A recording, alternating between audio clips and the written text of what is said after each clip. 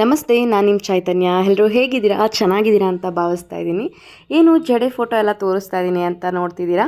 ಹೇಳ್ತೀನಿ ಬನ್ನಿ. ಹಾಗೆ ಇನ್ನೂ ನನ್ನ ಚಾನಲ್ಗೆ ಯಾರು ಸಬ್ಸ್ಕ್ರೈಬ್ ಮಾಡಿಲ್ಲ, please do subscribe to my channel. ಹಾಗೆ ನೋಟಿಫಿಕೇಷನ್ ಬಟನ್ನ ಆನ್ ಮಾಡ್ಕೊಳ್ಳಿ. ಸೊ ನನ್ನ ನೆಕ್ಸ್ಟ್ ವೀಡಿಯೋಸ್ನ ನೀವು ನೋಡ್ಬೋದು. ಜಡೆ ಎಷ್ಟು ಉದ್ದ ಇದೆ ಅಲ್ವಾ ನಂದು? ಹೌದು, ಇದು ನಾನು ಚೌರಿ ಏನೂ ಹ್ಯಾಡ್ ಮಾಡ್ಕೊಂಡಿಲ್ಲ. ಇದು ನನ್ನ ರಿಯಲ್ ಹೇರ್ಸೆ. ಬಟ್ ಜಾಸ್ತಿ ಜನ ಕೇಳ್ತಿದ್ರಿ, ನಿಮ್ಮ ಜಡೆ ಹೇರ್ ಸ್ಟೈಲ್ ತುಂಬ ಚೆನ್ನಾಗಿ ಕಾಣಿಸ್ತಿತ್ತು ಫಂಕ್ಷನ್ಸಲ್ಲಿ ಮತ್ತು ನಿಮ್ಮ ಮಗಳ ನಾಮಕರಣದಲ್ಲಿ. ಅದು ನೀವು ರಿಯಲ್ ಹೇರಾ ಇಲ್ಲಾಂದರೆ ನೀವು ಚೌರಿ ಏನಾದರೂ ಯೂಸ್ ಮಾಡಿದ್ದೀರಾ ಅಂತ ಕೇಳ್ತಿದ್ರು.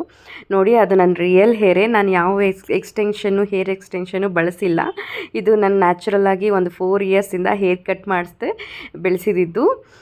ಇದು ಫುಲ್ಲೂ ನನ್ನ ರಿಯಲ್ ಹೇರೇ. ಈಗಾದರೂ ನಿಮಗೆ ಕ್ಲಾರಿಟಿಯಾಗಿ ಕಾಣಿಸ್ತಿದೆ ಅಲ್ವಾ? ಹೌದು. ಈಗ ಫೈನಲ್ ಆಗಿ 4 ಇಯರ್ಸ್ ಅಂದರೆ 4.5 ಇಯರ್ಸ್ ಆಗಿದೆ. ಈಗ ನಾನು ಹೇರ್ ಕಟ್ ಮಾಡ್ತಾಯಿದ್ದೀನಿ. ಹೇರ್ ಕಟ್ ಮಾಡಿಸ್ತಿರೋದು ಕೂಡ ಒಂದು ಗುಡ್ ಕಾಸ್ಗೋಸ್ಕರ. ಕ್ಯಾನ್ಸರ್ ಪೇಷಂಟ್ಸ್ಗೆ ಡೊನೇಟ್ ಮಾಡಬೇಕು ಅಂತ ಅಂದ್ಕೊಂಡಿದ್ದೆ ತುಂಬ ವರ್ಷಗಳಿಂದ. ಅದರಿಂದ ನಾನು ಹೇರ್ಸ್ನ ಡೊನೇಟ್ ಮಾಡ್ತಿದ್ದೀನಿ. ನನ್ನ ಮಗನಿಗೂ ಸಹ ಒಂದು 2 ಇಯರ್ಸಿಂದ ಹೇರ್ ಕಟ್ ಮಾಡಿಸಿರಲಿಲ್ಲ. ಅವನಿಗೆ ಮುಡಿ ತಿರುಪ್ತಿದಲ್ಲಿ ಕೊಡ್ತೀನಿ ಅಂತ ಹರಕೆ ಹೊತ್ತಿದ್ದೆ.